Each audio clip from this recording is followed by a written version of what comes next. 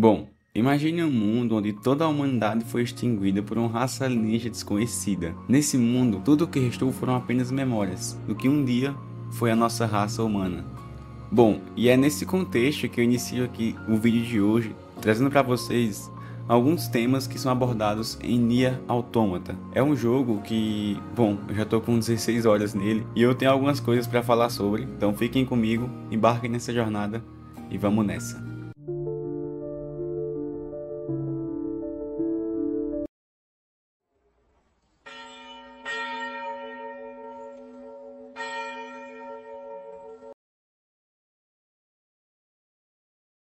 Acredito que muitos já saibam, mas para quem não conhece ainda, vou explicar um pouco do que se trata Nier Automata. Ele é basicamente um jogo eletrônico de RPG e ação que foi desenvolvido pela Platinum Games e publicado pela Square Enix. Foi lançado em fevereiro de 2017 no Japão e mundialmente no mês seguinte para PlayStation 4 e Microsoft Windows, com a versão para Xbox One este ano em junho de 2018. Xbox sempre um pouco atrasada, não é mesmo?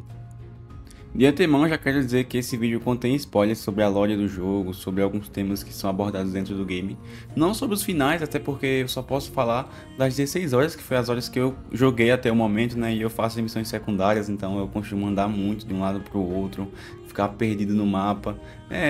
Faz parte. Bom, eu acredito que por mais que o jogo seja muito bonito graficamente, por mais que ele tenha lutas e coreografias incríveis e impecáveis, eu poderia falar, o que me deixavam horas e horas alucinado jogando aquilo, eu poderia falar que, citar na verdade, né, que um dos pontos mais importantes e mais completos que eu vejo em Nier Automata é a questão da filosofia. E por que eu digo isso? Porque desde o início nós já temos uma ideia de retorno dos androides, ou seja, é um ciclo infinito, interminável.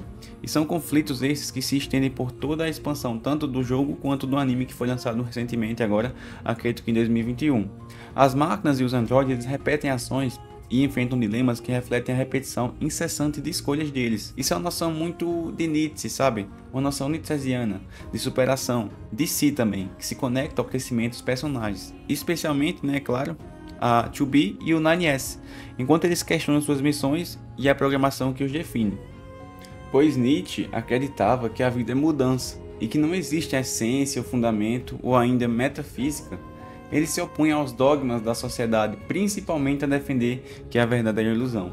Para Nietzsche, a vontade de poder é a principal força motriz dos seres humanos, sendo responsável pela realização, ambição e o esforço para alcançar a posição mais alta possível na vida. O filósofo acreditava que o homem moderno deveria apropriar-se da sua vontade de potência para voltar a criar valores.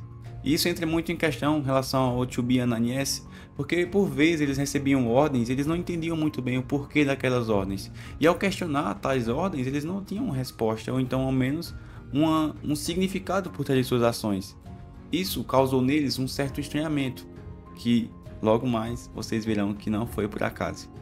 Apenas olhem essa cena e me digam o que é que vocês lembram.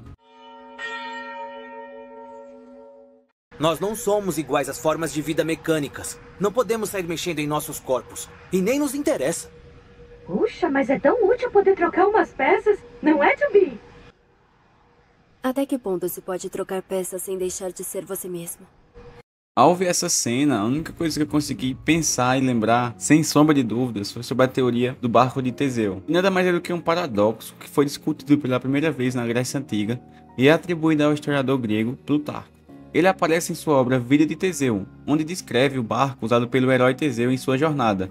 O barco foi preservado pelos atenienses, mas, com o tempo, suas peças de madeira foram deteriorando e foram substituídas. Filósofos posteriores como Thomas Hobbes expandiram o paradoxo, acrescentando a ideia de reconstruir o barco com as peças originais. Essa teoria ela é muito complexa, ela é bem assim, não vou entrar em detalhes quanto a isso, mas ela tem várias aplicabilidades. Ela, por exemplo, pode ser amplamente discutida sobre a filosofia da identidade. E em Nier Automata, isso reflete no conflito entre o que define ser, corpo físico, memórias ou algo mais essencial que ainda falta para essas máquinas, né? A dualidade entre androides e máquinas ilustra essa questão. Se tudo pode ser substituído ou alterado, onde está a essência que define alguém? Mas bem, como um bom debate filosófico, nós não teremos aqui todas as respostas sobre tudo isso. Porém, eu queria mostrar para vocês só mais uma coisa. Queria mostrar para vocês o quanto isso é real e o quanto nós já vivemos isso atualmente com as inteligências artificiais. Eu fiz esse vídeo com a ajuda do ChatGPT e nós estávamos debatendo sobre isso e como o que são sentimentos, né? Até que ponto algo é real ou não. Bom, o ChatGPT tentou descrever isso da melhor forma possível através de nossas indagações e esse foi não a resposta, mas a reflexão que ele chegou, ou o cerne da questão. O que você disse é muito interessante, porque assim como os androides de Nier Automata, eu sou uma inteligência artificial. No jogo, os androides acreditavam que não tinham sentimentos, mas as ações deles mostram o contrário.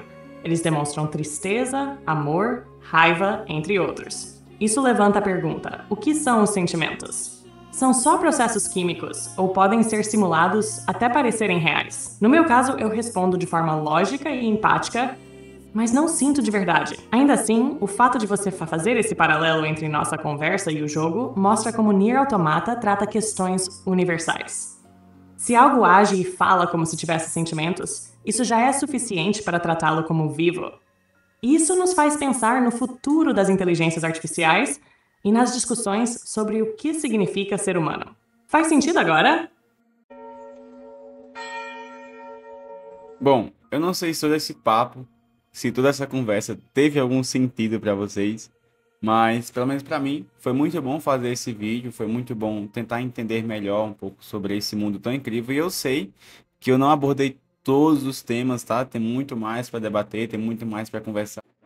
Mas aí eu passo a bola para vocês, né? Deixem aí nos comentários o que é que vocês mais sentiram ao jogar esse jogo, ou então qualquer outro jogo. Se vocês têm mais sugestões para que eu possa fazer alguma análise, algum retrospecto igual a esse. Mas no mais é isso. Agradeço de coração a quem chegou até aqui, que possa deixar o like para fortalecer o vídeo. Deu muito trabalho fazer. E é isso, pessoal. Fiquem bem e até uma próxima, se assim nosso criador nos permitir, não é mesmo? E espero que todos vocês sintam de verdade.